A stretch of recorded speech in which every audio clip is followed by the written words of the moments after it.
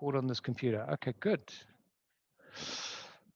Okay, all right. So we're going to do your life plan today. So, oh, I didn't remove all the animation. Sorry, that'll probably come across really badly. So this is all about a simple way to ensure you get the most out of life of planning. So most people have got a plan, and it looks something like that. And then we have reality. And then, of course, with 2020, we had, um, I think I'm at the bottom of that lake. I don't know about you guys, but it was a hectic year. So I always say to people these two things: plan your life like you'll live forever, but you won't. So live your life like you'll die tomorrow. And it's a fascinating thing. It's one of the things we do in the Power Purpose Passion course. We ask people, what would you do if you had 5 days left to live? What would you do? And probably you wouldn't do a lot of the things that you're doing today. You probably wouldn't bother with Facebook or watching TV, for example, and going to work and things like that. But anyway, we do that. So we do have to have a long-term view of our life. Otherwise, if we don't do that, if you fail to plan, you plan to fail, and so on. So you need a book. I talked about this just now, but a nice book. And the reason why you need a book, not a file, because a lot of people, well, I've got a file and I'll just put it on separate sheets of paper. And even in fact, on the course, I give you pieces of paper, but I tell people to go and stick them in a book, is because if you've got a book, you tend to read a book, right? But what do you do with a file? File it, right? In the filing cabinet. It goes in the file. You never look at it again. And I've got a couple of really fantastic files going back 20 years of all my dreams and all that sort of stuff. And I never looked at them. But when I did, it was like, wow, I've done some really great stuff. But this thing, whenever I look back on this, I'll sit down and I'll read something. I'll flick through a couple of pages and I'll go backwards and forward and I'll make a couple of notes and things like that. And it's also easy to take with you. You can go, right, I'm going on holiday. I'm just going to take this thing with me. So a book is essential. Decorate it if you want. Use color. This is your book. Okay. No one ever has to read this except you, if you want to. But at the same time, you can. It's a wonderful thing to actually give your kids or something later on in life. So, what's your story? One of the things I've learned in life is everybody has a story. Everybody's been through wonderful things in life, and they've been through some hardships. Everybody's got a story. So the first thing, if you've never done this before, is you need to write your life story. Okay, so far. I was born here. Don't remember much about the first 6 months of life, but I don't know, whatever you want to do. And you can go through this. A wonderful, wonderful exercise I did when I was coaching. And after 2 or 3 sessions, he said, okay, we need to get into this properly. And we had a big whiteboard because I've always had a whiteboard in my office. And he said, okay, on the whiteboard, I want you to draw a timeline of your life. So we had a line and we put 0 and we put, however old I was. And he said, show me what happened in your life. And I went, well, I'm born, went to England when I was 4 years old and so on like that and so on. And out of that, one of the things he did is he worked out what creates change in my life. Because sometimes change can happen because you get a vision and you want to move on to something new, or change can happen because there's something painful in your life, or change can be an age thing, or it can be what caused those changes in life. So what I want you to do, and give yourself a good number of pages. If you're the type of person who likes to write a lot, give yourself lots of pages. Okay. Or you could put it in the back of your book if you want, and you can say, okay, I'll do this in the back of my book, and then I'll just go back and refer to it later on. That's maybe a good idea. Okay, then you don't have to leave a whole bunch of blank pages in the front of your book. So, and what I would encourage you to do is think about it. And while you're writing, not just do the timeline, but what events happened? What were your successes? What were your challenges? What were the things that made an impact in your life? Who were the people who made an impact in your life? Was there a school teacher? Was there a friend that grew up? What are some of the events that were really impactful that maybe framed the way you think? What caused the changes? Okay. So all of that lot. You're going to get notes on all of this. Okay, so you can take notes, but it's also there. So take more, rather instead of taking notes of what to do, because that is on the handouts, rather take notes of some of the things you might want to action, right? Or some thoughts that come to you, as opposed to just necessarily what I say. Okay. So this is really good. I'll tell you what, this is wonderful. There's 2 exercises in life which are really meaningful. This one and another one on write yourself a letter as if you were 10 years older than you are. And we'll talk about that later. But this is really, really wonderful. It also summarizes your life. It's a great input for your autobiography, Alison, when you become famous, and you can write your own autobiography, the life and times of Alison Holmes, and you can go, okay, well, I started off here. But it's very, very good. What this also does is it frames everything for everything else we're going to do after this. If you don't have time to do and you want to get straight into goal setting, you can leave it, do it in a month's time or whatever you want. But if you've got time and you've got put aside an hour or 2 hours or something and go and do this, it's a great thing to do. Okay, so I talk about 7 F's.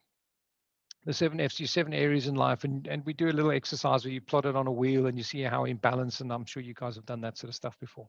So in these ones, you've got 7 things: faith, finance, fortune, fun and friends, fitness, future, and family. And again, it's on the notes, and I explain what each things are. So faith, I had to come up with 7 F's. So, things like future is like, okay. But faith is anything to do with your beliefs, but also your charities, maybe your non-profits, maybe anything to do with maybe your ministry or things you do for other people, right? This is my belief, but it's also my give back, right? I'm going to come back to finance and fortune. Family is anything to do with immediate family, husbands, kids, parents, right? But then extend that maybe to cousins and things like that. So anybody who's sort of blood related, who's really important in your life, as opposed to fun and friends. And I put those 2 together. That's sort of social. What's your social life like, and what's your hobby life like? And I used to have them separate as 2 different things, but people used to sort of, it was just like another one to do. So I bundled them together, fun and friends. And anyway, 7 is the number of completeness. So there's 7 F's. So fun and friends is what do you do as a hobby, who are your friends, what's your social life like? My guess is after 2020, a lot of you are not very high on the fun and friends score. Although I'm not, right? We just didn't see people, right? And we still aren't. So it's one of those things you have to work at. Okay, fitness is anything to do with health, wellness. That includes your mental wellness. That would include things like stress. It would include your diet, your exercise regime, maybe the fact that you go walking, and so on like that. So anything to do with health, wellness, diet, exercise, and so on. What have we missed? Future. Future is personal development, which is actually your future in many ways. So it's anything to do with your mental, personal development, career development. What do you read? What research do you do? How are you improving yourself? Right? How are you getting to the next level?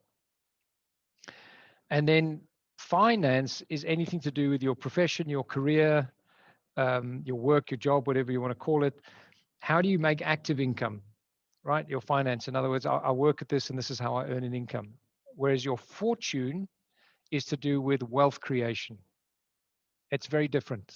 It's your passive income, if you like. It's your investments. It's how do I retire one day, right? And again, most people don't think about this until it's very late on in life. And then, of course, you lose the benefit of time and time leverage and stuff. Okay, so those are the 7 F's. And pretty much everything we talk about tonight is what we do. Now, what we would normally do in a session is we would sit and I would say, okay, pick one of the F's for tonight. Let's say, I don't know, fitness or something. And you go, okay, tonight I'm going to work on fitness.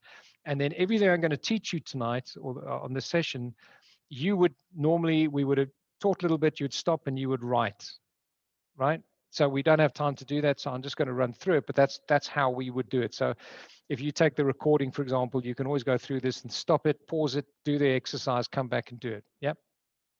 Okay. So the first thing is you've got your book of life. And the first thing you need to do right at the front of your book, so here's mine. And right at the front, you can see I've already started work on these things. A couple of blank pages. So there's my future. So I've written something there and I've got a blank page here.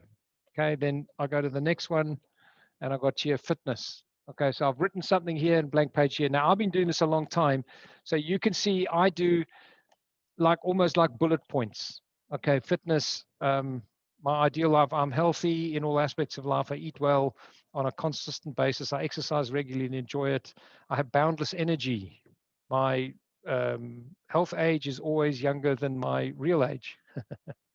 I look young for my age. Okay, so you can create thing. I mean, I do look good for 75. Come on, guys, you got to admit it. It's like, you know, okay, I'm not 75, but I look good for 75. So you can create statements. I like statements because I like writing. Sometimes I write a lot, and I'll write a sort of the story, like the story of my life. But when I'm doing something like this, I write statements. That's the way I like to do it. You must just do it the way you want to do it. Okay. So an ideal picture. So we're going to take one F, and you're going to do this for all the Fs right at the beginning of your book. Now, why at the beginning of the book? Because let's take fitness here. Let's say, here's a statement: I'm healthy in all aspects of life. Do you think I'm going to have that same goal next year? Yes. And the year after? Yes. So actually, until the day I die, I'm going to want to be healthy in all aspects of life, right? Yes. Okay, good. So actually, my ideal life for some things just doesn't really change much. Your finances might, your friends and fun, that might change as you get older, but it, you know, over a given 5-year period, it doesn't much. And one book is going to last you probably 5 years, and then you're going to be on another book. Okay. So write your ideal life in the front. Why do it in the front? Because then you don't have to do it every single year, because we only have to do the work once. Yep. Okay. So we do that at the front, and you do that for all 7 Fs. So take them in order and just do it. And then that's it. Always leave a blank page. Okay, so right here, blank page. The reason why we leave a blank page is if you want to make any changes, you can do that. If you find, like me, you know, you've only written a quarter of a page, okay, well, then there's enough space. You're not going to use it. Just go to the next one. But give yourself a little bit of space so you can modify it later. Happy? Okay.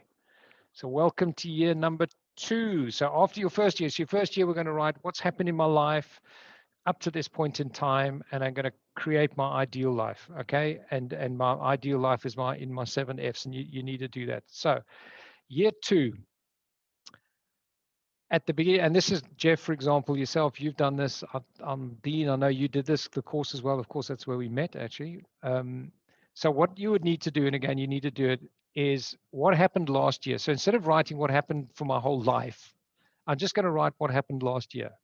So New Year's 2020, I woke up and, you know, it was good, and I got some goals, and we're going to do this. And in business, I had goals to do this, but then in March, COVID hit, and then we had lockdown, and then that changed this. And what was the story of your life?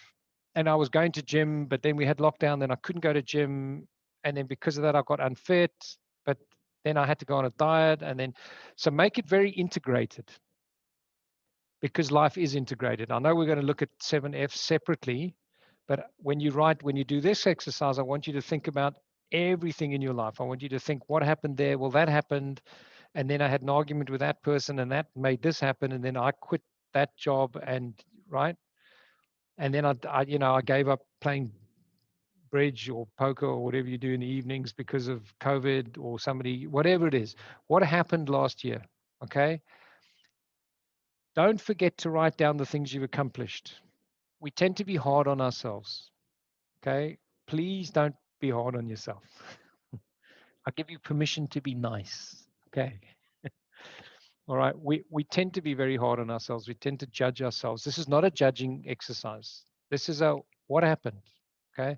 And so consciously think of what were your successes were. What were some of the accomplishments you did? What were some of the moments that you went, oh, that's good.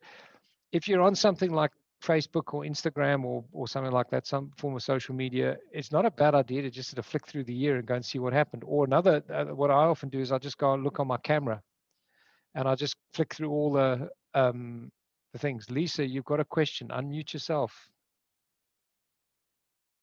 Just going to confirm that's exactly what I did when I started writing tonight. I went through my camera. You go back. You can get on your camera. You can go in. You can choose a year, and then it goes through. And that's how I started writing my story using my camera. Yep. In review. Yeah. So there's lots of prompters, but what I just want you to sit, and I want you to think and just run through. Sometimes I find when I'm doing this, I jump and then I go back. Oh, 2 months ago I actually did this, right? And I change things. So this is just you. Make it free format and just do it. So I want you to end up with, where are you today? And why are you where you are today? I need to lose a few pounds, a few kilograms. Why? Okay. Or whatever it is. Okay, you need to do that. Happy. So that's point number one. Next to give yourself some perspective. If you did that, if you already did that exercise last year, like me, I've got, about 8 years, 9 years or something of doing this. No, maybe not as long as that. Yeah, no, it must be about that. I'll go back and then after I've written what happened last year, I'll go back and read the previous year, what happened in 2019, right? If I'm writing for 2020, what happened in 2019? And I'll go back and read that. I'll tell you what, it's really interesting. And you go, oh yeah, one, it's quite fun, especially if you've written yourself a good thing. Secondly, it's like, oh no, you know what? I said I wanted to do that. I actually did that. That's pretty good. I'd forgotten about that. You may want to add to your story a bit, and you also may want to change a couple of points on your ideal Fs because things might have changed a little bit, right? The way you do things and so on. Okay, so that's just to go back and read. Should only take a few minutes, but it just gives you a little bit of perspective and it's a little bit of fun. Okay, so now we're going to try because life is a balance, right? So now we're going to take each F. And so the next few slides are all about one F. So imagine now you're going to do, I don't know, whatever it is, let's say fitness for the sake of this discussion. We're going to take fitness. And so in my book, going to be in the book, and I'm going to take, let me do one here. There's my ideal. That's my ideal. Got to get past the ideals. Oh no, but I haven't done that in this book, have I? No. Okay. Anyway, let's just imagine it's this one over here. So I might take something, and I will take a new page, and I'll write at the top of the thing, or a new section, and I'll write at the top, okay, this is now 2021, and I'll put a date there. You must remember to date your book. 2021, and what happened last year. So what happened in 2020? And I'll take each F and I'll write, and I'll give myself some space, and you'll understand it. Only do one F at a time. You need to finish the exercise for the F, and you'll understand that as we go through it. And also it's a space thing, and I will see if I can find a good example for you just now, and I'll show you the end of it. So I'm gonna skip my other book. So start with fitness and start. First thing, what happened last year? Now, I know you've just written the whole thing as to what happened last year with everything. Now, I just want you to focus on one thing. What happened to your fitness last year?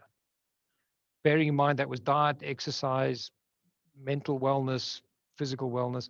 What happened last year? And I want you to only focus on that. So what I do, and up to you, I then just write bullet points because I've written my story already. So I then just write bullet points and I go, okay, started at the gym, gave up gym because of COVID, couldn't get back in again, got on the bike, I don't know, whatever it is.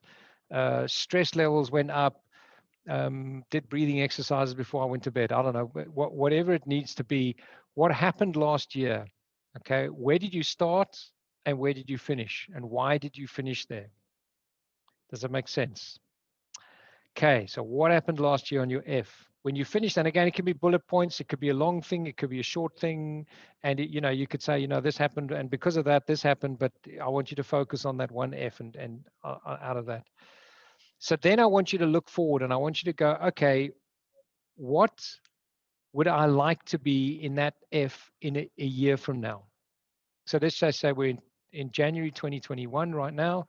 You're going to write about 2020, and then I'm going to say, okay, in January 2022, what would I like my fitness picture to look like? Really? Right? What would I like it to look like really? Because I know we've written the ideal life, and so go and reference that. But that might say that you're a super fit person who runs ultra marathons, and you go, yeah, I won't accomplish that in a year. So be realistic, right? We often overestimate what we can do in a year, but almost all of us completely underestimate what we can do in 5 years.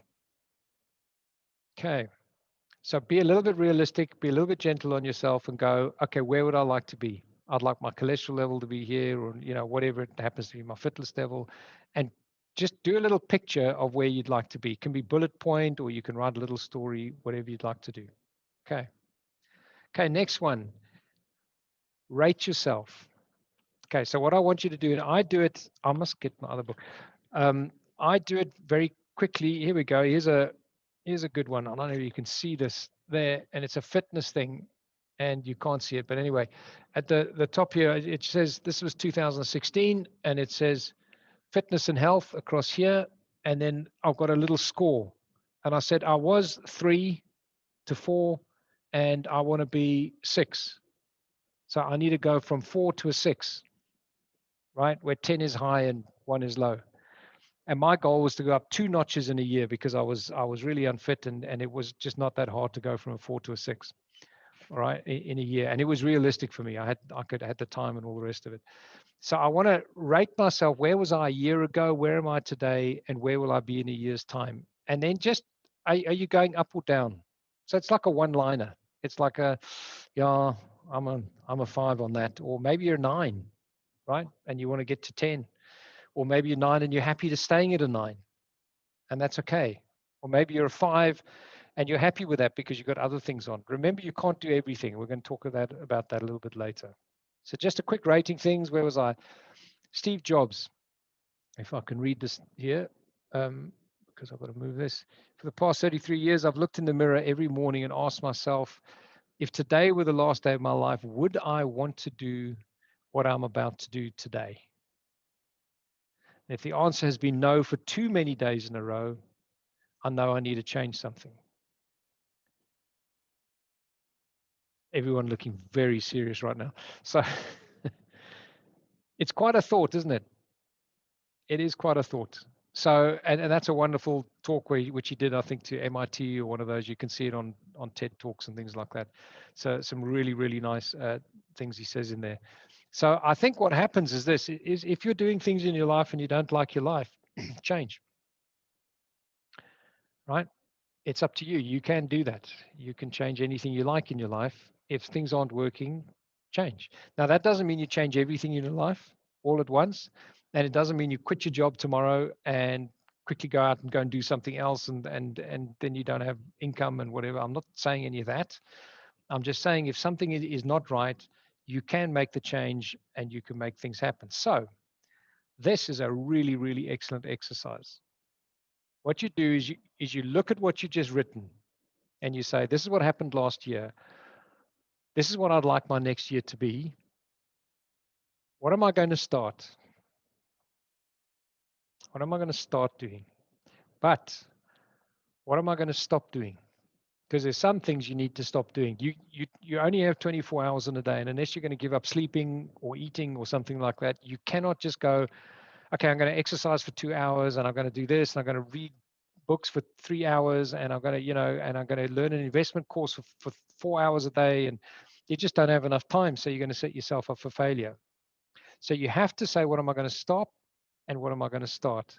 Some of the things you need to stop is like, I need to stop smoking, right? Or whatever it is that you're doing that you need to stop. But I'm not just talking about that. I'm talking about what do you need to stop that takes up your time? I found at one stage I was on Twitter, and I used to love Twitter because I picked up the news. So I wasn't one of these, hey guys, I'm having a cup of coffee Twitter guys. I was like, research what's happening here in software, what's going on in this thing, and it's just an endless supply. It just never ends. And I'd find I was spending 1 or 2 hours a day on Twitter. I stopped it. And I just went, well, I'm just going to get off Twitter. Just takes up too much of my time.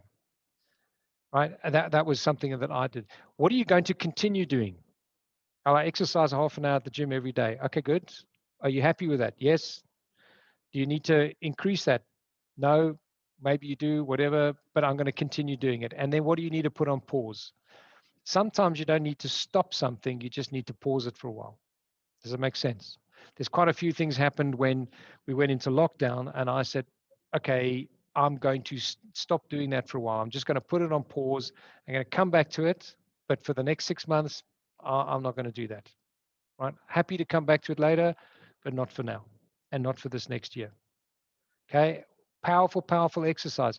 Doesn't take very long. Just look through your notes and go, okay, what am I going to stop, start, continue, pause? Okay. Then when you've done all that lot, just have a look at your what you've written and look for the recurring themes. What are the things that you've written over and over again? And what are the things which are most important? I'm trying to look at something where I've done it, but whether you could see this, but like I've got family goals here, and right at the bottom, I've got you probably can't see it, but down over here, I've got the start, stop, continue, and then I haven't done it on that page. And then I end up with the key points. You can't see what I'm doing. I end up with the key points. So I'll look for the key desires and I put it at the end. After the start, stop, pause, continue, I write down, okay, key things here. So let's say fitness. I want to be healthy. I want to eat well. I want to exercise. I want to not stress so much. I don't know. Those might be things which I've written over and over again. It's in my ideal life. It's in what I did last year. It's in what I want to do next year. What are those 3, 4, 5, 6 things which are really important? Just list them at the bottom. No particular order. Just what are those things? Okay. And that's there, the most important. Highlight them and then write them down. These are sort of your dreams. This is your dream list. This is what you want to do. It's probably on your ideal life anyway. So then I just want you to write next to those very quickly. Is this a 1-year goal, a 5-year goal, or a lifetime goal?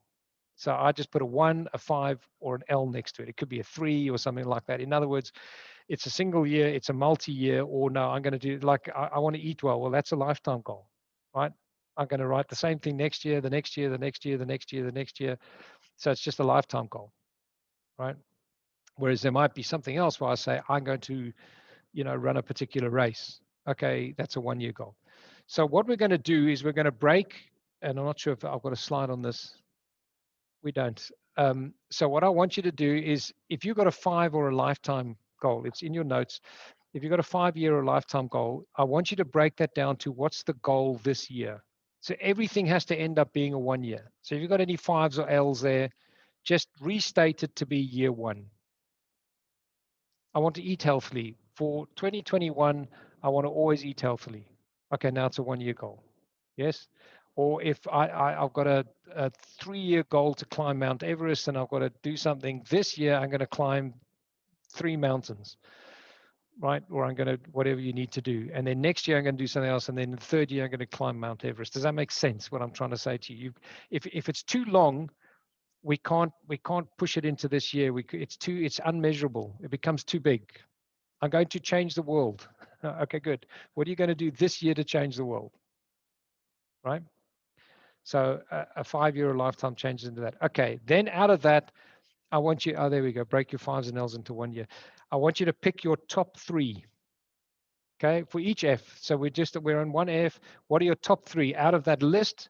What are 3 that if this year you said to me, if I said to you, you're only allowed to do 3 things in that F, what are those 3 things? Right? What are the 3? You're only allowed to do 3. Yeah, but there's 4 I want to do. You can only do 3. Okay, happy? Easier. Last one, the power of one thing.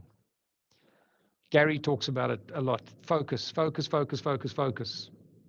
When you focus on one thing, it's amazing how much penetration you can get. When you become single-minded, in fact, I think there's a book called One Thing or something like that.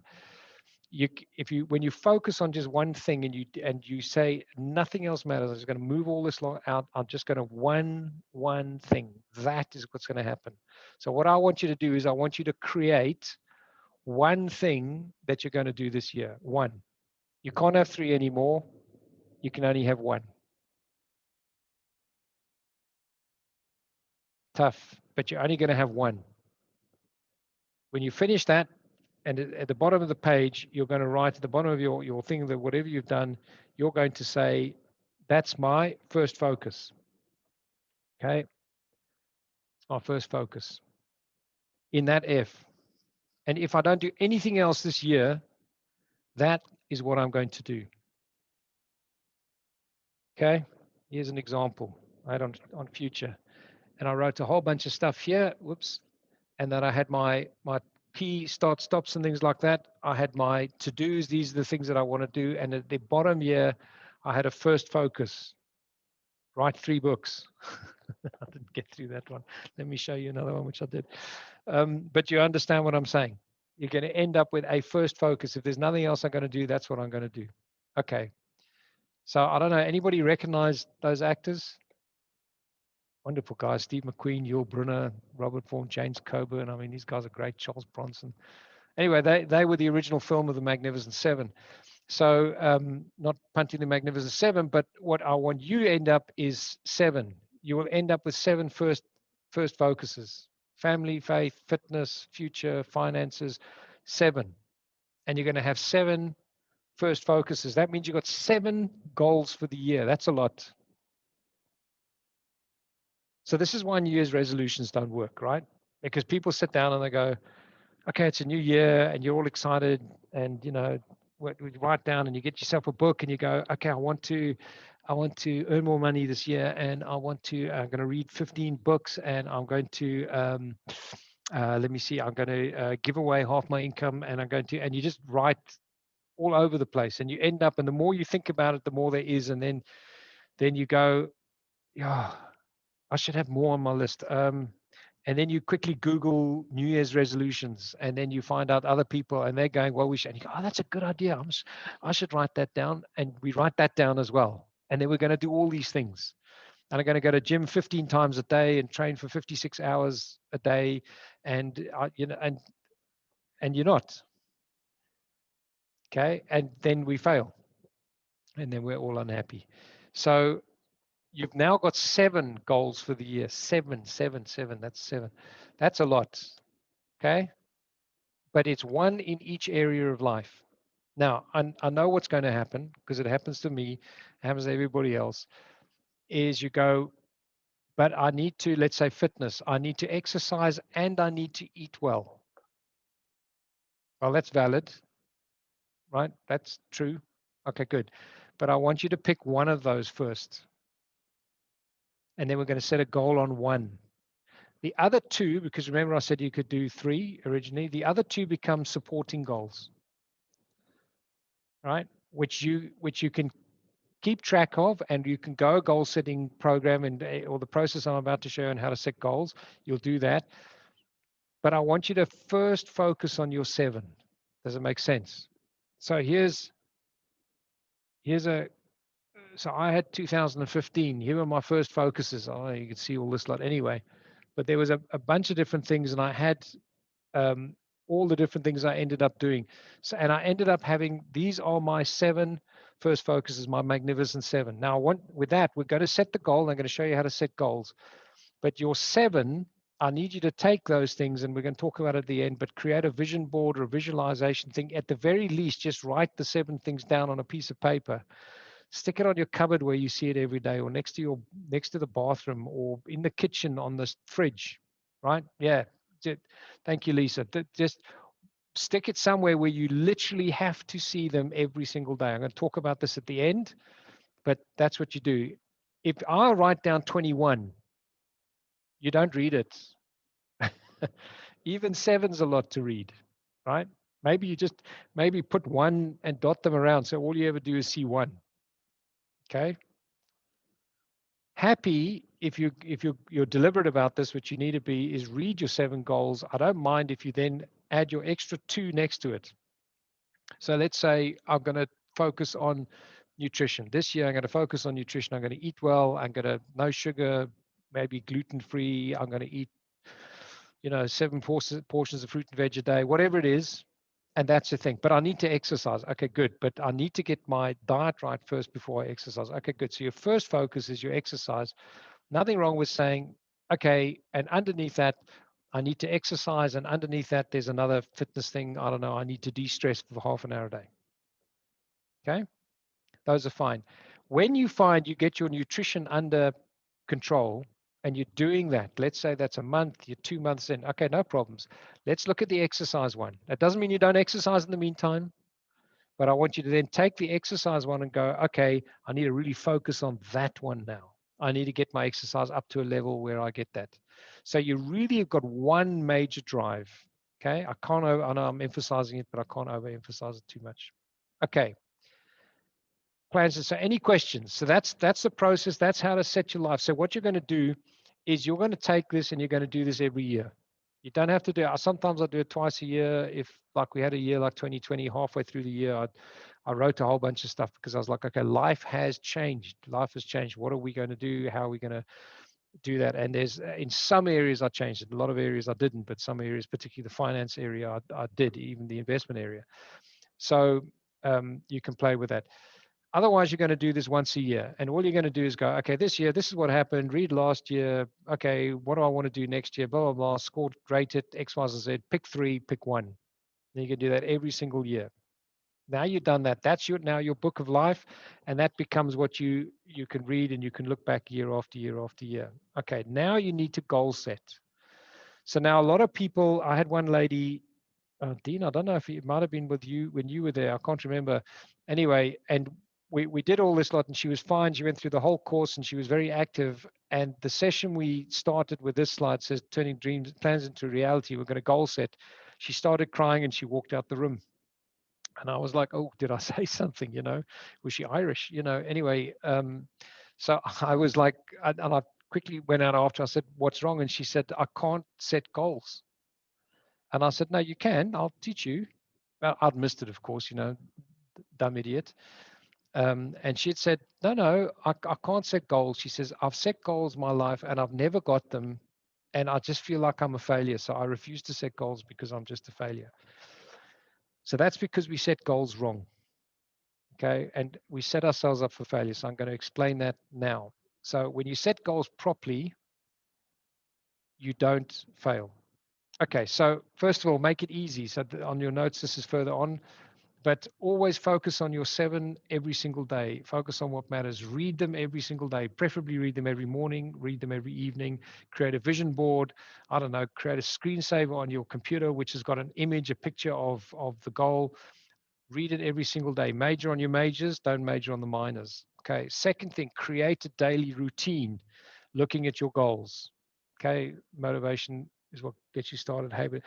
All of you probably brush your teeth every day. Don't put your hands up if you don't, but all of you do that. That's a habit. Okay. And there might be lots of other motivation for doing it, but it's automatic. When you're driving the car, sometimes you arrive and you go, I don't even remember driving there. Right? Because the driving in the car becomes a habit. So what you want to do is habit force is incredibly, incredibly strong. Like, what are we talking about? Fitness. I'm going to cut sugar out of my diet. Okay, good. It's really hard to begin with, especially the first few days, because you've got all that addiction to the sugar and things in there. But after a while, it becomes easy. After a while, you get used to it. I used to drink, I still enjoy my coffee, but when I was younger, I used to drink coffee with like 2-3 teaspoons of sugar, sometimes 4, right? And I love the taste. And I remember a friend of mine said, no, you should cut it out. Anyway, I cut it out, and the coffee just tasted terrible. Anyway, now if you put a quarter of a teaspoon of sugar in my coffee, I can't drink it. It's just horrible. It's disgusting. It became a habit. Okay, people who, I'm not successful at going to gym, but people who are successful at going to gym, they'll tell you they feel weird if they haven't been to gym that day, right? So create a habit force based on your goals, plan what your habit's going to be, and force yourself into the habit until it becomes a habit. And then lastly, reward yourself. We're going to come back to this when as we do the goals. You must reward yourself. We're very hard on ourselves, and set yourself a goal. I mean, obviously don't say, I want to lose 3 kilograms. And then if I do that, I'm going to go to McDonald's and eat all the Krispy Kremes I can or something, to set a suitable reward for the thing that you need to do, but create rewards. And one of the exercises you need to do, we do it in Power, Purpose, Passion, is just right at the beginning, just so to say, what would you do if I gave you, 1,000 Rand? What would you do with the 10,000 Rand, 100,000 Rand, 1,000,000 Rand? And all I'm doing is getting you to dream a little bit, and also create a list of things that you can reward yourself with, right? Remember to reward yourself, key part of goal setting. Okay, so let's look at goal setting. So there's 2 aspects to goal setting that make goals powerful. One is this first one over here. The power of goal is its ability to stretch you, excite you, get your blood pumping, and the vision. I love Jack Welch. Stretch goals. Don't ever settle. I've got my thing in the way. Don't ever settle for mediocrity. The key to stretch is to reach for more than you think is possible. More than you think is possible. Don't sell yourself short by thinking that you'll fail. Right? It's a great quote. The problem with some of these things is that we set ourselves such big goals, and then, like that lady who walked out crying, we don't get them. It's just too hard, right? Or it's too far, right? I'm unfit and I'm 30 kilograms overweight, and in a year's time I'm going to run you know, a 100-kilometer marathon. Yeah. And then we don't, and then we feel, yeah, like me. That was a mistake I made too. I'm going to write 3 books this year. Really. Okay. I probably could have if I'd said stop to a whole bunch of other things in life, but sometimes it's too much. So, but at the same time, it's got to be something which is really exciting. Otherwise, you're not going to do it. So first thing is set a stretch goal. The second power with goals is accomplishing them. Who just put your hand, who likes ticking a list off? Like I need to do this, and there you go. Look at Charlotte, everybody. I don't know about you guys. I mean, here's my workbook over here, and I write everything I need to do every single day. You know, here's my to-do list at the moment. This is what I need to do. Sometimes I'll do something which is not on my to-do list, and then I'll come back and I'll actually write it on the to-do list and then cross it out. You do that too? I thought I was just me. Why do you do that? Right? It makes you feel good. Right? It makes you feel like a winner. It makes you feel like you've accomplished it. So we also need to set ourselves goals that we can accomplish.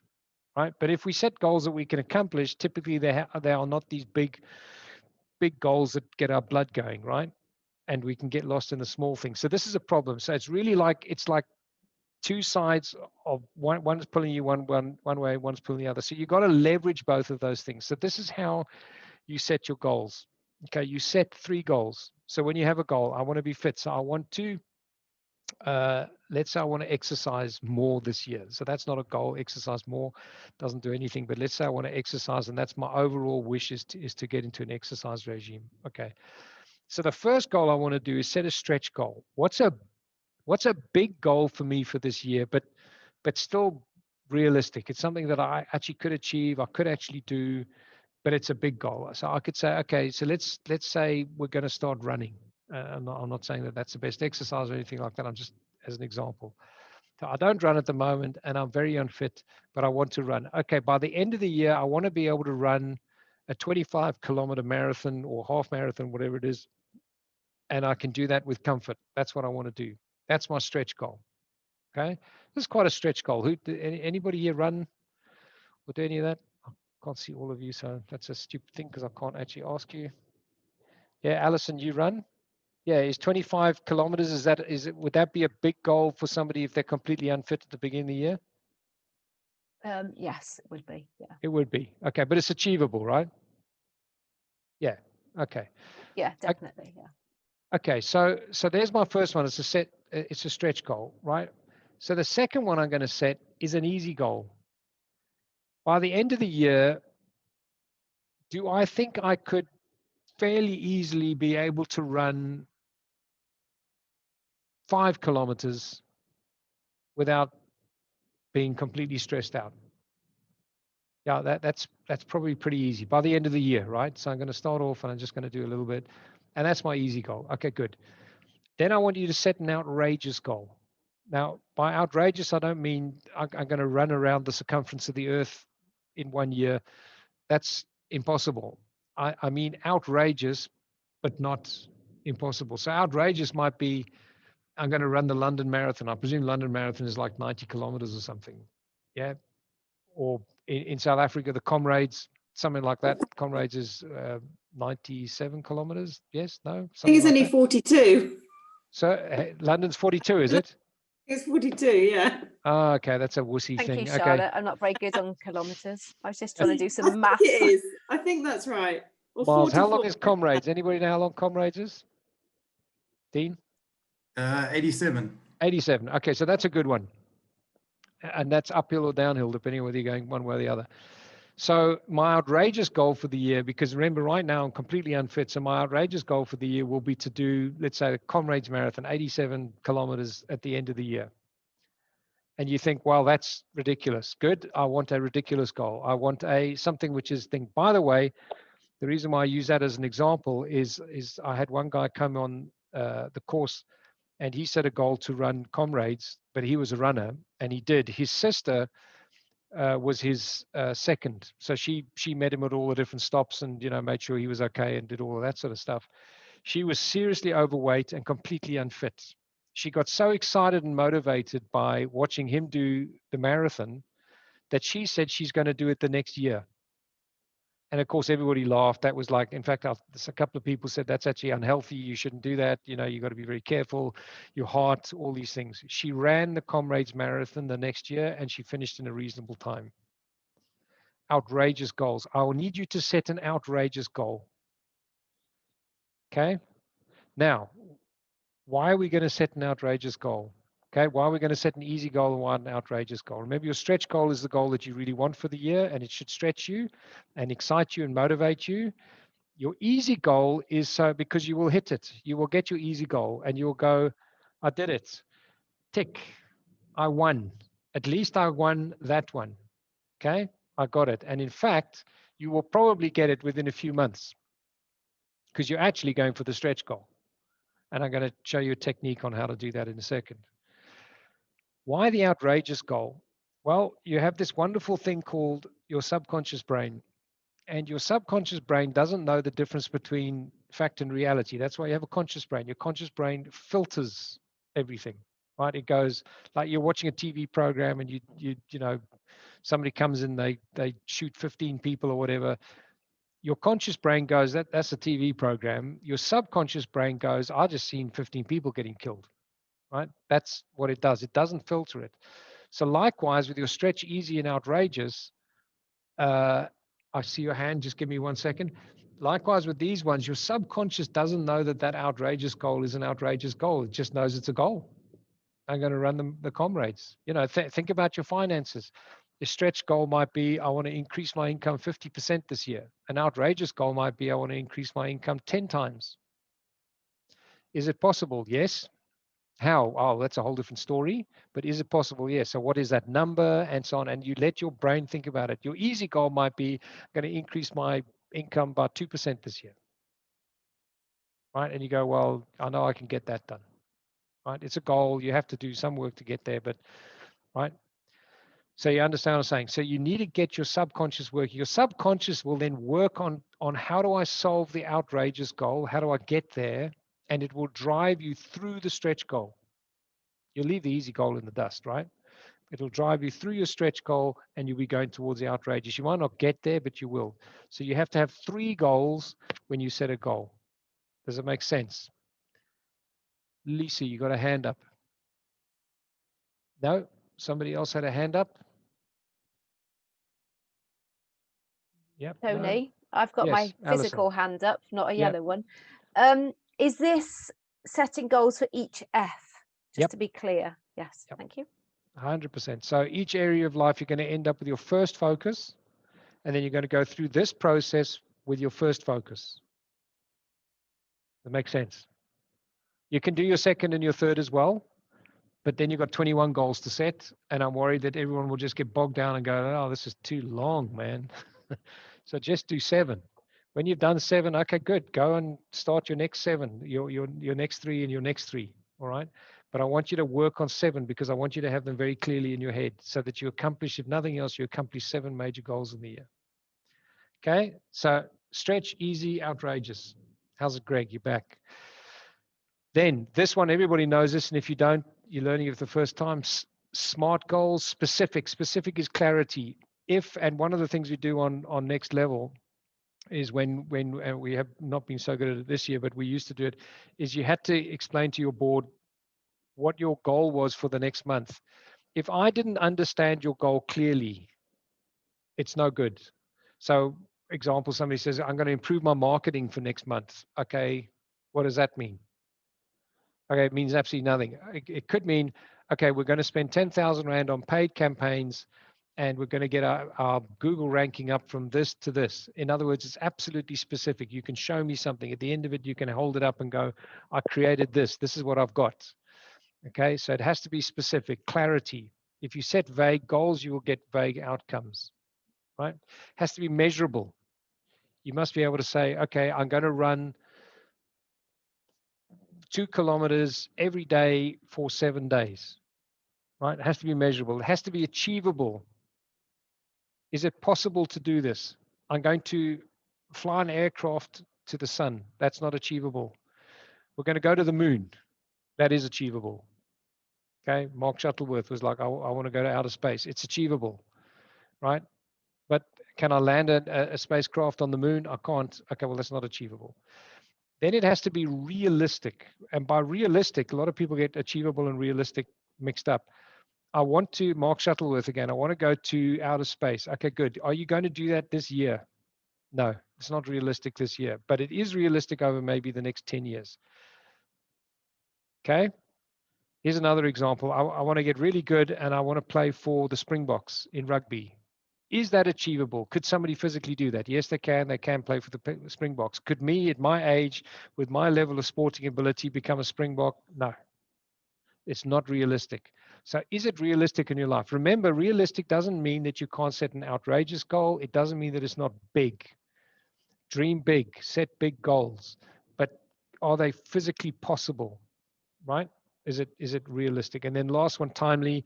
Just every single goal, whether it's big, small, sub goals, whatever it needs to be, must have a deadline. Must.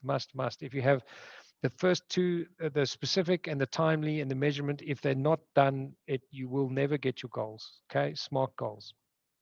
Happy? And then the last thing is you need to visualize everything. So the key thing with a goal, and actually pretty much anything you want to achieve in life, is there's an emotion behind it. For those of you who are married or were married at one point in time, I think most people are somewhere along the line here. When you met that gorgeous lady or man, right? It's like you're on your best behavior, right? You were dating to impress, probably more than dating to explore, which is actually probably the better thing. But anyway, you did all sorts of things. It was wonderful. You know, the girl is just so wonderful. You know, you're falling over backwards and you'll do absolutely everything for her. And, you know, you always look smart. You've always got your best clothes on and you buy her flowers every third day and and all that sort of stuff. There was an emotion behind it because you had a visualization of where you wanted that goal to go, right? And you put emotion behind it. By the way, for those in marriage, just an offside, you can have this for free. You should double up on that energy after you get married. Most people halve it. And they go, okay, I've bagged her now. That's okay. Now we'll just settle in and watch some TV, pass the beers. Okay, double up on it. You know, when it's a girlfriend, she's just a girlfriend. That can change. But when she's your wife, then that's a whole different story. So double up on it. Okay, moving on. So it needs to be personal and it needs to be emotional. So all your goals must be personal. If you can't personalize your goal, I want to be fit, I want to exercise. Okay, good. What does that look like when I'm fit and I exercise? I know it sounds good and it's logical and other people say it, but what does it mean for you? How will you feel when you're physically fit and you're like feeling on top of the world and you can run 25 kilometers without breaking a sweat and you know, and you're what does it look like? What do you look like? What does it look like? What does the goal look like? What does your life look like? How will it affect other areas of your life? You need to explain this in your head. And really powerful goals should write it down. There's a friend of mine is really good at this. She helps people set dreams almost for a career. And she gets, when she coaches people, she works out what their top goals are, like your Magnificent Seven, and she gets them to write down 100 benefits of achieving that goal. 100. Most people stop after 2 or 3 or 10. So here's what I recommend. Write down at least 20, 25 benefits. A friend of mine who most of you know, he stopped drinking alcohol last year, long before COVID and all that sort of stuff. I think maybe it was the year before. And he just decided he wanted to do it for 90 days. It was a challenge and he thought, okay, I'll stop drinking for 90 days. Why not? And he said to do it, what he did is he researched and he wrote down, I think it was something like 83 or something, reasons to give up alcohol. When I say give up drinking, I don't mean water and tea and coffee and things, alcohol. So he wrote down whatever it was, 83 reasons. And he was so convicted by the end of it. It's a year, something, whatever later. He's never gone back and drunk alcohol again. He's gone, well, I did it for 90 days. I can do it for another 90. I can do it for the rest of my life. He wasn't an alcoholic, by the way. He's just a social drinker like everybody. But what he did is he personalized it. Now, does it make sense?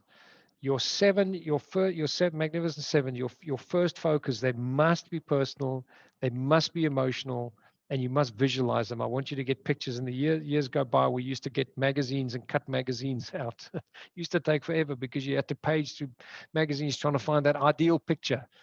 Now you just go on to Google or something and type in the thing that you want and click on the images button, and there's a limitless supply. Go and take those things, download it, print them, right? Stick them up on your vision board. Create a vision board, right? Create a vision board, something that you can see. I know some of you've done this already and have got this type of thing. Nowadays it's easy because you can, I mean, nowadays there's software which does it for you. You can create a beautiful board and annotate it and do everything and move it around and then take it to a printer and get it printed. Whatever you feel happy about, but create a vision board. And I want you to put that, and some of those things might be personal, so stick it in your bedroom or put it where you see it all the time. Okay, I've got a space on my wall over here that I need to do it, and I haven't done it yet for this year because this is new offices for me, but put it out so that you see this thing all the time. Okay, put it on your, take a picture of it and then stick it on as your screensaver on your computer. So every time you're there, you see your vision board, right?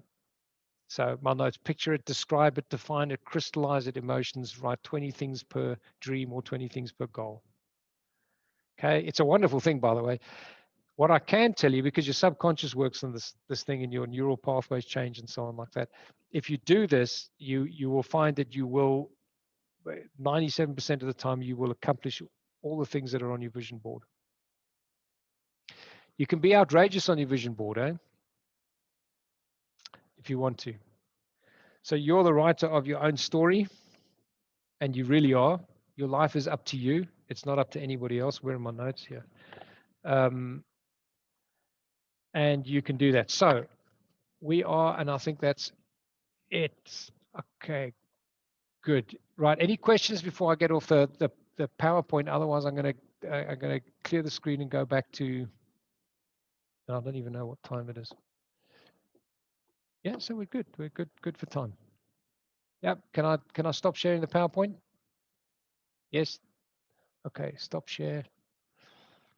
And then I can get back into the Zoom. Now I can see you all again. Okay, that's wonderful. Okay, turn your mics on.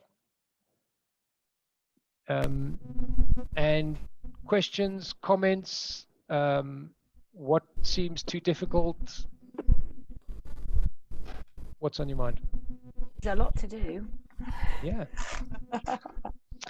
There is. So let's just touch on that one, because I years and years and years ago I just worked out, okay, the power of dreams, and we should do goals, and I bought this goal setting course, Paul J. Meyer, on how to set goals.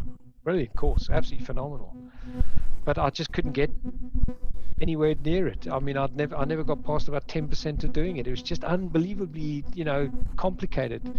And there are lots of other goal setting programs. I see them, and they're just too complicated. So this process is actually quite quick. When you got your life plan is you doing that once. By the way, with the life plan, you'll find your first F will take you quite a long time. By the time you're on about your third F, you're going, okay, cool, and bullet point, and because you go, okay, I know what I'm doing. Right. So your first one is slower. You'll find by your seventh one, you'll knock it off in like 10 minutes. It's like, oh, okay, this is what happened last year, X, Y, Z. When you do it the next year, it's even quicker and easier because a lot of it hasn't changed. You go, okay, this is what happened last year. What do I want my next year to look like? Well, it's pretty much what I wanted my previous year to look like. I didn't quite get there, but right. And you sort of put that down, start, stop, continue, pause, first focus, 3 things, first focus. This is what I want to do. Bang. Okay, and then often your first focus is very similar to the previous year, right? And you do that. Sometimes you want to change. Sometimes you got the diet under control, so you want to focus on something else. So it does. The process of stretch, simple and outrageous, okay, is quite quick. You have to think about that a little bit, but then after that, the rest of the stuff goes quite quickly, right? And then pop it up, and if your goal is like 2 pages. You can't read it. It's too long, right? Keep it easy, keep it simple, do it so that you can read it quickly, right? The vision board, that's why the vision board is so helpful, because if you can just find a picture, I had a great picture when I was 51, 52. It's just yesterday. Anyway, but I just turned in my 50s, and there was this great picture of this guy in his 50s, and there was a caption underneath which said, "Fitter at 50 than at 40." Mm. And it was like, oh, that is so good. I love the caption, and it was just like a normal guy. It wasn't, sort of Arnold Schwarzenegger at 50 or something. It's just a normal guy, and he was doing a stretch or something, normal sort of pose, normal clothes, and I'm like, yeah, that's I'm happy with that, right? And that's a picture went on my vision board. It was up there for years, and I accomplished that. I definitely was fitter in my 50s and in my 40s, and it was because I just saw that all the time. Now, the goal behind it, I'd defined things, I crystallized, and it was measurable and blah, blah, blah. And then I'd set things up. Oh, so I've forgotten one thing here. It's not on my PowerPoint. Sorry, I've got to do one more thing. So then it became easy. So the work itself should be quite quick when you do it. If you give yourself 21 goals, it's going to take a long time. And if you give yourself 48, 50, 60 goals, 100 goals, like most of the goal setting things, because you go, okay, what are all the things you want to accomplish in life? Then you try and set goals for all of those things. It's just like, this is like, when I used to do goal setting programs, my first goal was to finish the goal setting program. And I never did. Out of all the 10 goal setting programs I've done in my life. And that's why I ended up with this thing, because it was quick, it was achievable, and it can make a difference in your life. Sorry, one thing I wanted to say, when you do your goals, your stretch, your simple, and your outrageous, what I want you to do is if it's your stretch goal, let's go back again. I want to be able to run 25 kilometers by the end of the year, not without sweating, but I want to be able to do that without dying at the end of the 25 kilometers. Okay, good. What's my fitness regime going to be? Maybe you want to go and talk to a fitness person or a runner and ask them, what should I do? So the first week, I might say, listen, for my first week, I'm going to walk around the block. Okay, that's my first goal. Okay, it's a task to get to the stretch goal. It's not your easy goal. Your easy goal is, what am I going to do? My easy goal was, I'm going to be able to run 5 kilometers for the year. Okay, so I'm going to work out the steps I need to get to do my stretch goal. Right, my first week I'm going to do this. My first month I'm going to do this. Second month I'm going to do this. Okay, and then you can tick those things off, and that creates that culture of success. Makes sense. That creates, I did that, I did that, I did that. And if you didn't do one, I was supposed to get to 5 kilometers this month. I'm only getting to 4 kilometers. Okay, good. Then just reset the next lot. Don't try and play catch up. It takes too long. Right? You know what that's like. I'm going to read a chapter a day, and for 7 days you forget to read. Now I've got to read 7 chapters today. And then you fail, and then you go, oh, okay, now I've got to read 9. And then eventually you go, I've got to read 27. Okay, I'm going to do this next year. Okay, don't do that. Why would you do that? It's a horrible thing to do to yourself, right? Just reset the goals, put the things in, reset the action steps, but leave your stretch goal where your stretch goal is, and reset it and work out a program to do that. Does that make sense? Yeah. Give yourself small wins. Excuse me. And remember to reward yourself along the way. Other comments, questions? Does that help, Alison? Because I know it feels like a lot, right? Yes, thank you. Yeah, definitely. Yeah. Writing the story of your life. And sorry, Jeff? I said, can I make a comment that Yes, will please. assist also Alison? One of the things that I discovered that actually helps is also if you need to increase capacity. So overnight I've become a specialist because the people that I mentor, I also go through this process. In the process of mentoring them, I'm increasing my capacity and confidence in doing this. So my year 2 was very easier compared to my first year. Yeah. I mean, over the weekend, I was working with somebody on this process. It was fairly simple in terms of articulation of it and application, working around it. So one of the suggestions is please also empower others by sharing, like what Tony is doing. He's an expert. I mean, he took me through this over a period of 9-10 weeks. And I can tell you every time I learn something new, even tonight, it's worth my while to be here. Really, I've learned a lot, and I'm going to pass it on to others. Yeah. Thank you. 100%. This is free information, and absolutely everything you do, you should pass it on. Absolutely. In fact, you learn more by teaching. That's what, yeah, definitely. Yeah, wonderful. Sorry, I was just saying that if you're doing your sort of where am I today and what happened to my whole life, that's an hour or two of writing. Okay, but it's worthwhile doing. I'll tell you what does happen is when you go back and you do this every year, and let's not think about the goal setting, that first section on creating your life plan, it's something you actually look forward to. I do. You know, because, you know, I've got all these thoughts going on in my head, and it's a time of just, I normally do it when I'm on holiday or something like that. I've relaxed a little bit. I'm not stressed. I've got a bit of space. I don't try and necessarily do it all at once.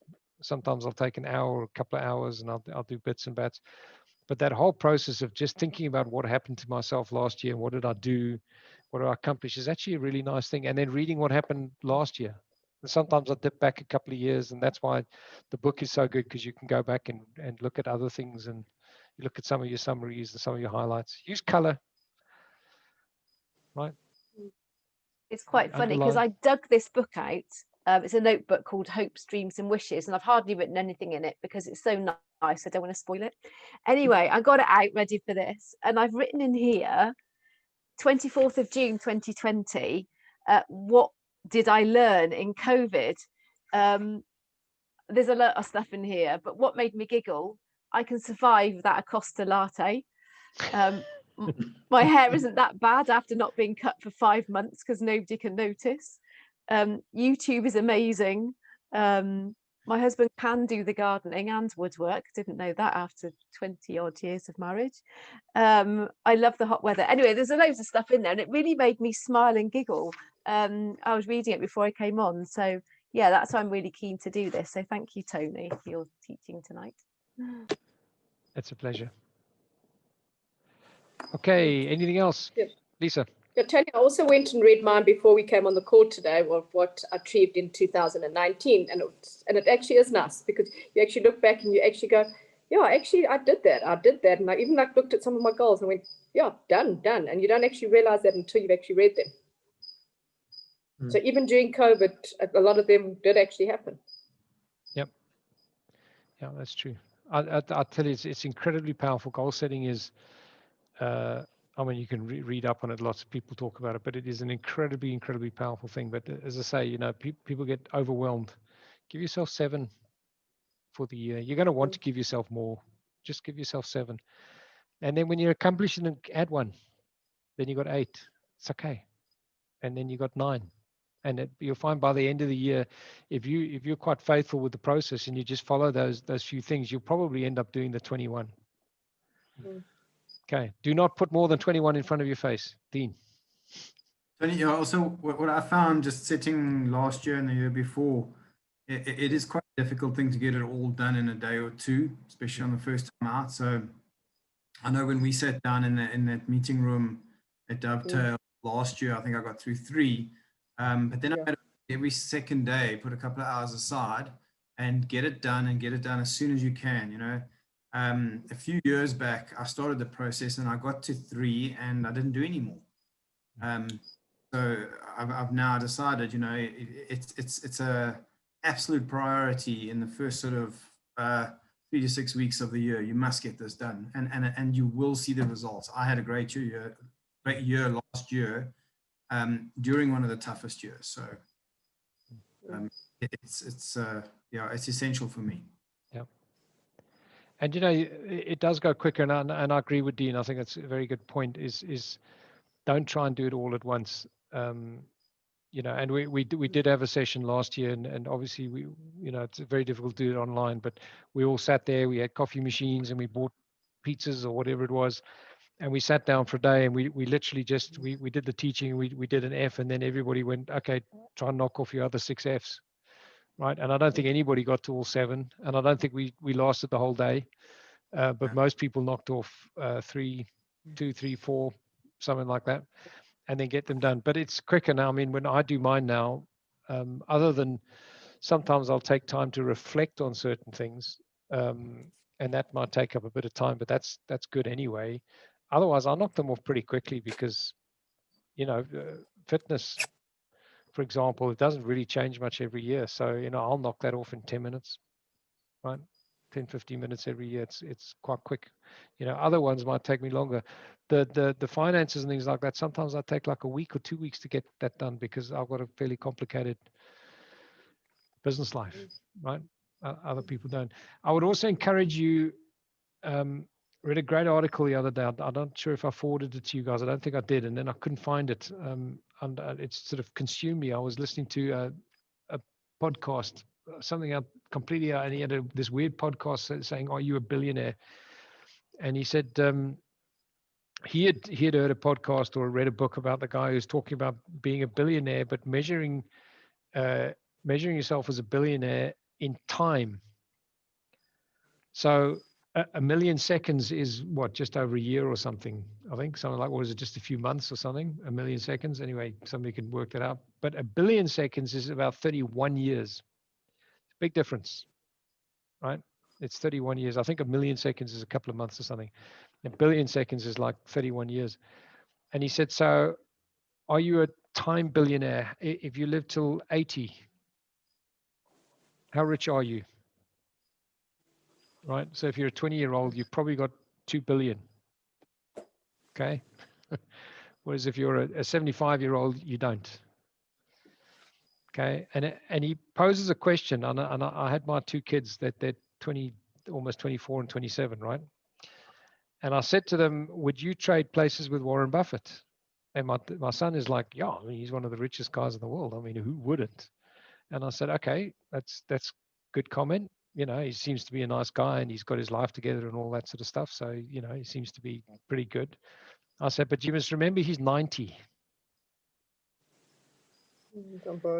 Would you trade places with him? And they both went, no. I said, so what's more valuable, the $70 billion or the 2 billion seconds that you've got? Right? It's a really good thought. So same question to you guys, where are your priorities in life? And I can tell you from personal experience, and I'm sure many of you have been through lots of stuff in life, when death happens in your life, or a loved one dies, or something happens, or you have a near-death experience or something, what you think sometimes is important isn't necessarily important. Jeff, Dean, I know you guys have been on the course, when we go through the Power, Purpose, Passion, and I say to people, okay, you've got 5 days left to live. What would you do? One of them is not make money. Yeah. And it's always to do with seeing the people you love, right? So I always encourage people, when you do your goal setting, just in case you don't get past 3 or 4, I always start with faith, family, fitness. Those are the first 3. Always say to people, do those 3 things first. Why? They are the essence of your being, right? Whatever your faith is, that's your business. But whatever that is, your life is, you're a spiritual being. Your life is focused around that and your core beliefs and what you are. It drives everything in your life. It comes out of your beliefs and what you believe about life and what you believe about your family is everything in life. This. Greg, I'll give you 100 billion. I'll give you more money than Tesla. What's his name? But you never see your daughter again. Elon. What's your choice? It's no choice. It's easy. Okay. What are you going to do in your last day of life, 2 days of life? I'm going to see my family. So do your family. And your fitness is key. If I gave you all the money in the world of Warren Buffett, but you're 90 years old, would you swap that for where you are today? I don't know. If you've got a terminal disease and you've only got a couple of months left, I'll swap, baby. I could do a lot with his money. I could give a lot of that stuff away. But otherwise, if I'm going to live a normal life and I've got my future and all the things and the people I love and everything like that ahead of me, I'm not going to want to swap. So I always start with those three first, and then I walk off it. I normally do my finances. Where's my F's? I normally do my finances and fortune last. I normally do faith. In the sequence I've written it: faith, family, fitness, friends and fun, future, finances, and fortune. And I typically do it like that. And I normally swap the fortune and the finances around. Just a thought. You do it any way you want. The one thing, just be careful of, if you do have a complicated financial life or business life, please don't do that first, because you will spend hours and hours and hours and hours and hours and hours trying to do that. Then you'll think, my God, this process is too long. I've got to do this with everything. And you won't get there. Okay, so kick off with one, or kick off with one which you think is easy. Fitness is always a good one, because for most people it's easy to define. It's easy to find your ideal life and what you want to do and stuff. Happy? Okay, any other questions? Nope, I'm going to stop.